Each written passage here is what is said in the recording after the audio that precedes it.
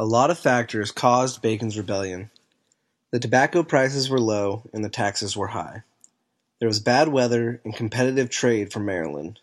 And to top it all off, the Indians were attacking colonists like never before.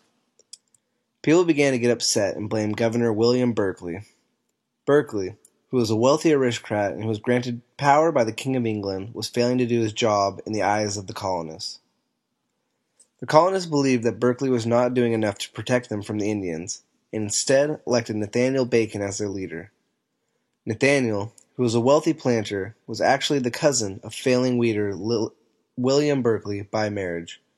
He even had a seat on Berkeley's council.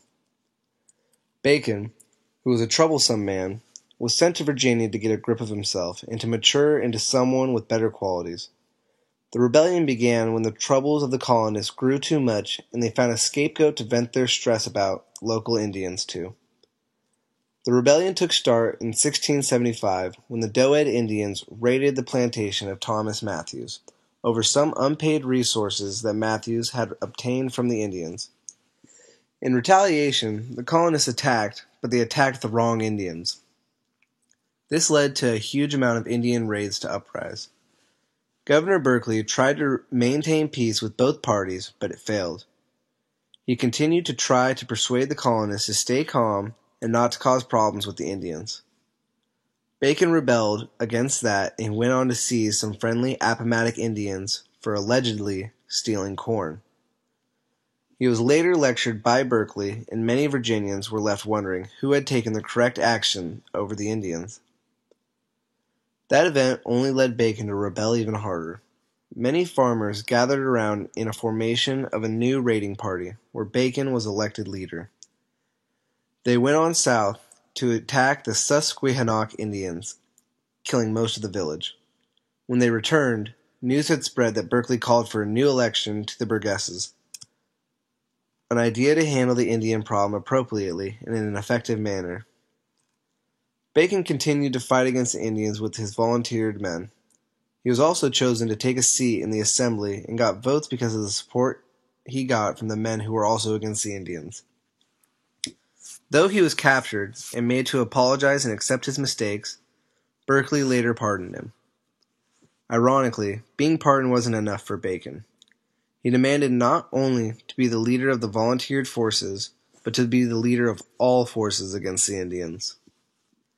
Bacon was on his way to feeling more powerful when he declared his Declaration of the People on July 30th, 1676. It stated that Berkeley was corrupt and helped the Indians for his selfish needs. It also stated that the people were to give Bacon full authority. He was slowly taking over Jamestown. Abruptly, Berkeley returned and captured his army, and Bacon was slowly losing the power he had just started to gain. His anger led him to burn Jamestown on September 1676. Unfortunately, Nathaniel Bacon wasn't there at the ending of his rebellion. He died from an illness in the later months of 1676. Berkeley regained his right to power after his death, indicating that things were not going to turn out so good. One thing that happened as a result of Bacon's rebellion was the installment of the Indian reservation system in 1677 that many people in Virginia favored. Since there was still an ongoing conflict with the remaining Indians, this system allowed the Indians to live in selected areas, and they each promised to love peacefully. This ultimately made more and more Indians go further west, which allowed more people to get the land they desired. There was a lot going on after Bacon's rebellion, but one of the most important things was that it laid out a foundation for future Americans when it comes to equality. The rebellion brought lots of different people to Virginia, which consisted of many different races and people from different economic classes. This was where there was a rise in slavery, since there weren't that many willing indentured servants to do the labor for the tobacco plants required. More and more people turned to slavery to get their plantations settled. It also raised conflict between the remaining people from the rebellion and the government. With that being said, Berkeley had 23 men from Bacon's rebellion hanged immediately. Berkeley had regained control as the state governor until he was sent back to England. I think if Nathaniel Bacon would have survived his illness, that there would be a totally different outcome. He most likely would have kept killing Native Americans until he was satisfied with the land he conquered. This would have led Berkeley to be the one that killed Nathaniel Bacon if he'd survived his illness.